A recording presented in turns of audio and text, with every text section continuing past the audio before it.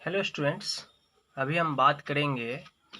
बहुत ही important topic हमारा है एक्सपोनेंट में कि किसी भी रैशनल नंबर का जब हम पावर जीरो पुट करते हैं या फिर किसी भी रैशनल नंबर का अगर पावर जीरो होता है तो उसका वैल्यू 1 आता है।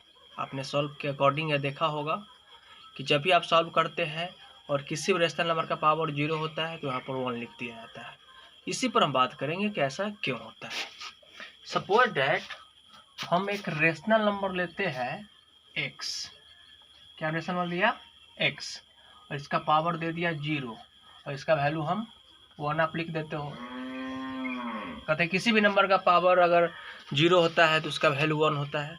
तो इसी पर हम बात करेंगे कि ऐसा क्यों होता है। तो जैसे आप देखिए x टू द पावर 0 को आप ध्यान देना है, ऐसे लिख सकते हो x टू द पावर 5 कुछ हो -5, ऐसे हम लिख सकते हैं। क्योंकि x टू द पावर 5 -5 लिखिएगा तो अंत में क्या आ जाएगा, x टू द पावर 0 ही आ जाएगा, क्योंकि 5 में से 5 गया तो 0 ही होता है। और आप जानते हैं एक्सपोनेंट में कि जब ऐसे लिखा हुआ है अगर x टू द पावर 5 और divided by x to the power 5, तो जब एक्सपोनेंट में बेस सेम रहता है, क्या रहता है, बेस सेम रहता है एक्सपोनेंट में, तो हम क्या करते हैं, पावर को घटा देते हैं। तो इसको ऐसे भी लिख सकते हैं x टू द पावर 5 इसको -5 equal to x to the power 0, ऐसा होता है। अब जानते हैं ना। उसी प्रकार अगर x टू द पावर 5 -5 को हम ऐसे लिख सकते हैं x टू द पावर 5 और divide by x to the power 5। देखिए इसी को ऐसे लिखा गया है।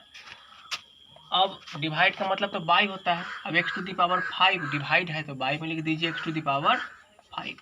और हम जानते हैं कि जब भी रेशनल नंबर में न्यूमरेटर और डिनोमिनेटर दोनों अगर सेम होता है तो वह 1 टाइम में कर जाता है। इसका इसीलिए आंसर आ जाएगा 1।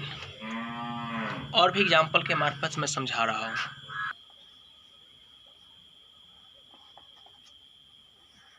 9 to the power 0 equal to, हम आँख बंद करके कहते हैं कि 1 होता है।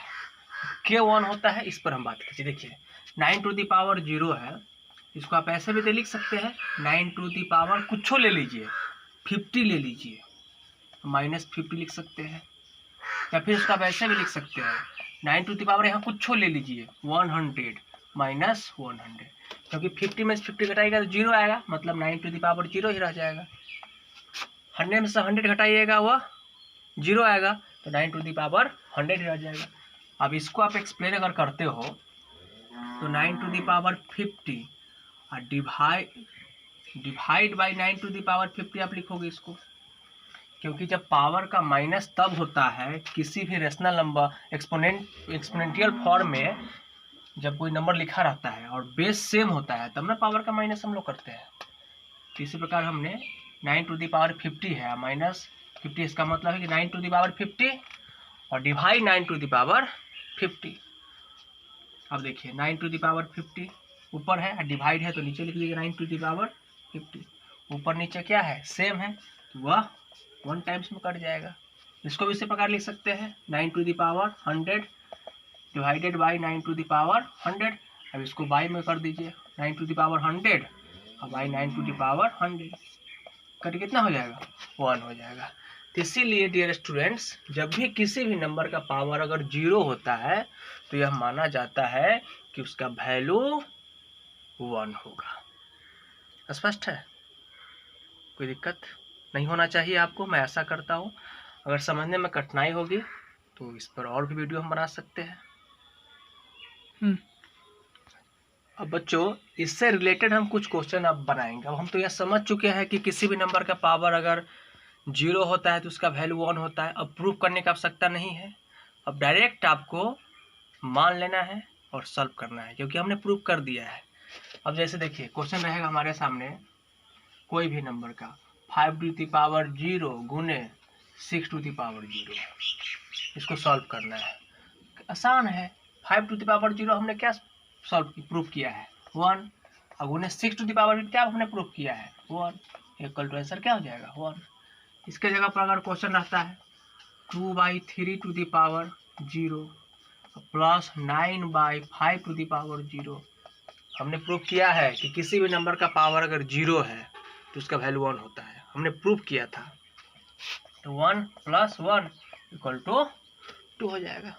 तो इस प्रकार के क्वेश्चन को हम सॉल्व करते हैं। कितनों बड़ा से बड़ा नंबर आप लेते हो, जैसे मैं एक और दिखा रहा हूँ, इतना बड़ा से बड़ा आप नंबर लेते हो और उसका पावर देते हो वो 0, उसका ही वैल्यू 1 ही होगा। क्योंकि आप इसको भी तो ऐसे लिख सकते हो, कुछ ले लीजिए, यहाँ पर 15 ले लीजिए, -15 लिख सकते हो।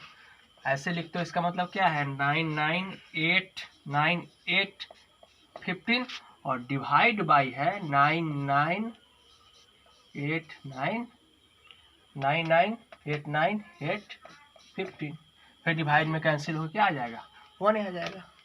नहीं, कितनों बड़ा से बड़ा आप नंबर लीजिए और अगर उसका पावर 0 होता है तो उसका वैल्यू 1 होता है। तो मैं ऐसा करता हूँ, इस टाइप के क्वेश्चन आप आसानी से बना सकते हैं। Thank you.